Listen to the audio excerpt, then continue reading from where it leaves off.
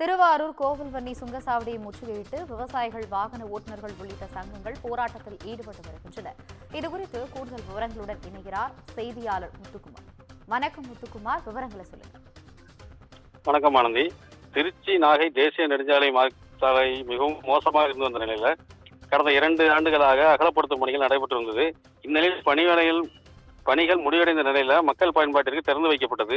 இத்தகைய நிலையில திருச்சி நாகை தேசிய நெடுஞ்சாலையானது சுற்றுலா பகுதிகளையும் அனைத்து மத வழிபாட்டு தலங்களையும் இணைக்கும் முக்கிய சாலையாக இருந்து வருகிறது.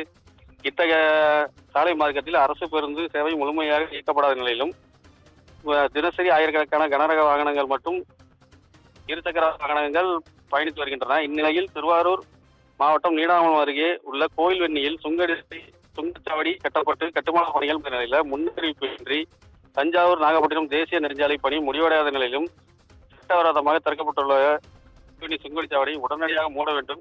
கோவில்வன்னி சுங்கடில் 90 கிலோமீட்டர் சுற்றளவுக்கு உட்பட்ட அனைத்து பகுதிகளுக்கும் சுங்க கட்டணம் விலக்களித்திட வேண்டும் உள்ளிட்ட கோரிக்கைகளை வலியுறுத்தி இந்திய தேசிய நெடுஞ்சாலைத்துறையை கண்டித்து கண்டன முழக்கம் எழுப்பி விவசாயிகள், வேன், கார் ஓட்டுநர் சங்கம், லாரி சங்கம் உள்ளிட்ட பல்வேறு அரசியல் அமைப்பினரும் பேரணியாக சென்று கோவில்வன்னி சுங்கச்சாவடியை முற்றுகையிட்டு ஆர்ப்பாட்டத்தில் ஈடுபட்டு வருகின்றனர். அந்த காட்சியில தான் பார்த்துட்டு இருக்கோம்.